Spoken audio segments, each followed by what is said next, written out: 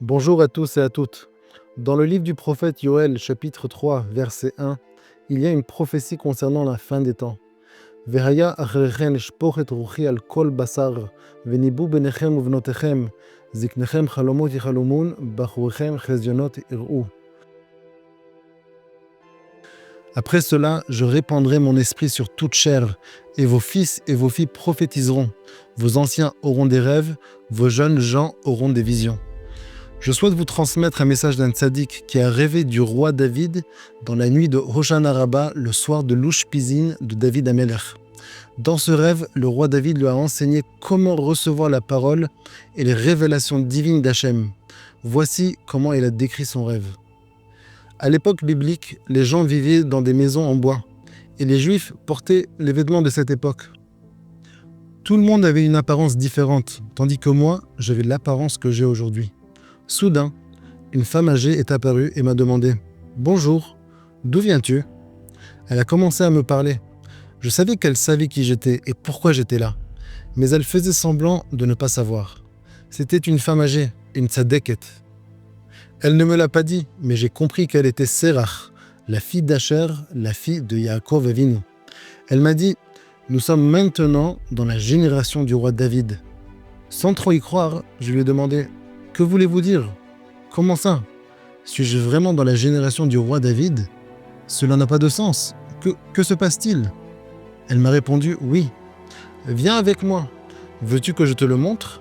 Il n'est pas encore roi, mais viens, je vais t'emmener à lui. » Elle m'a conduit à lui. Je n'arrivais pas à croire ce qu'elle me disait.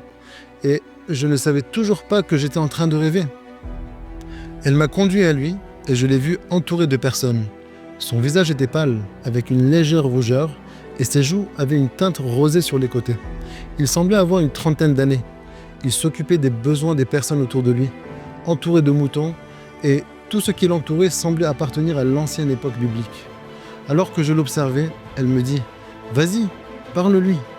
Et au moment où je me suis approché de lui, elle a disparu. Je me suis approché de lui et je l'ai appelé « David ?»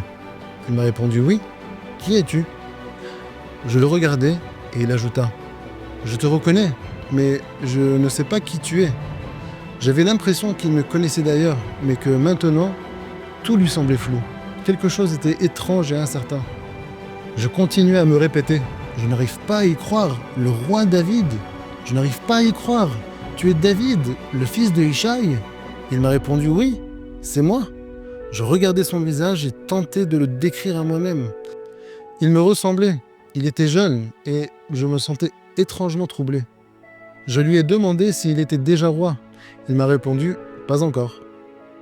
J'en ai déduit alors que je me trouvais à l'époque après que le prophète Shemuel l'avait oint, mais avant qu'il ne devienne roi. Il m'a demandé si je voulais l'accompagner et voir le troupeau. J'étais bouleversé et en même temps rempli d'excitation. Je voulais lui poser des questions, lui parler. « Qu'est-ce que je fais ici ? Comment est-il possible que je sois là, avec toi ?» J'ai réalisé alors que j'étais venu à leur époque. Puis, je commençais à comprendre que j'étais en train de rêver et que j'avais voyagé dans le passé. Lorsque j'ai pris conscience de tout cela dans mon rêve, j'essayais de l'expliquer à David et je lui ai dit « Je ne suis pas à ma place ici ». Il m'a demandé « Que veux-tu dire ? Tu n'es pas à ta place ici. Tu fais partie de moi, je le ressens. » J'ai continué à lui expliquer « Je viens de la dernière génération. Je suis venu de la dernière génération. » Il m'a demandé à nouveau « Qu'est-ce que tu veux dire par là ? Comment est-ce possible ?» Je lui ai répondu « Je viens de la dernière génération et je n'arrive pas à croire que je te vois. Nous souffrons tellement, nous sommes accablés de douleur. » J'ai commencé à lui raconter les épreuves de notre génération et de tout ce qui se passe de nos jours. Il me regardait, il observait mon apparence. Puis, il m'a demandé avec étonnement « Comment se fait-il que tu aies encore l'air juif ?» Il semblait penser que j'aurais dû ressembler à un goy. « Non, au contraire, lui dis-je. » Puis je lui ai expliqué « Nous nous renforçons, nous combattons le Yetzer Hara et nous étudions la Torah. » Il était stupéfait, et moi aussi. Nous avons échangé des regards et des pensées d'une manière inhabituelle, presque comme par télépathie. Je lui ai demandé « David, comment est-ce possible ? Parles-tu avec Hachem ? Lui parles-tu encore ? Comment communiques-tu avec lui ? Quand lui as-tu parlé dernièrement ? » Il m'a répondu très simplement « Hier, j'ai parlé avec Hachem. Je lui parle tout le temps. Nous lui parlons toujours. Je lui ai demandé, mais comment? Il m'a répondu par les Urim et Tumim, par la prophétie. Je lui ai demandé, mais qu'est-ce que ça te fait? Qu'est-ce que tu ressens? Merveilleux, il m'a dit. Rien au monde n'est meilleur que cela. Il était si heureux et je lui ai dit, tu sais, nous vivons sans ça. Nous ne savons pas ce qu'est la parole divine. Nous n'avons pas de prophétie. Nous n'avons aucune idée de ce que ça fait, de la sensation que ça donne. Il était stupéfait et il m'a dit, mais comment est-ce possible? L'exil a duré si longtemps. Il était déconcerté. L'exil est si long. Puis il m'a demandé, comment tenez-vous? Comment se fait-il que tu me ressembles? Comment peux-tu être semblable à moi dans l'âme et dans le comportement? Je lui ai répondu, si seulement, David, je souffre tellement, je ressens tant de douleur et je me sens si éloigné d'Hachem. Je ressens la dissimulation de sa présence. Nous n'avons rien, aucune révélation. Nous ne voyons rien. Alors que je lui parlais, il s'est mis à pleurer. Il me regardait et m'a dit, je n'arrive pas à y croire. Je suis émerveillé par toi et par tous ceux de ta génération. Tout était si surprenant pour moi. Je lui ai demandé, s'il te plaît, aide-moi. Je ne sais pas quoi faire. Parle-nous et donne-nous une direction. Dis-nous quoi faire, comment agir. Nous avons besoin de savoir. Tout est caché à nos yeux. Tout nous est dissimulé. Je continuais de lui parler et il s'est remis à pleurer. Il m'a regardé et il m'a dit, je n'arrive pas à y croire. Comment êtes-vous comme ça? Comment arrivez-vous tous à survivre ainsi? Je suis bouleversé. Je commençais à être véritablement émerveillé. Puis, je me suis mis à le supplier. David, s'il te plaît, aide-moi. Je ne sais pas quoi faire. Que pouvons-nous faire dans cette situation? Nous voulons parler avec Hachem. Nous voulons qu'il revienne vers nous. Nous voulons qu'il se révèle à nous. Je ne lui ai même pas mentionné une seule fois le mot Mashiach. Je ne lui parlais que d'Hachem. Qu'Hachem se révèle à nous, car tout est Hachem.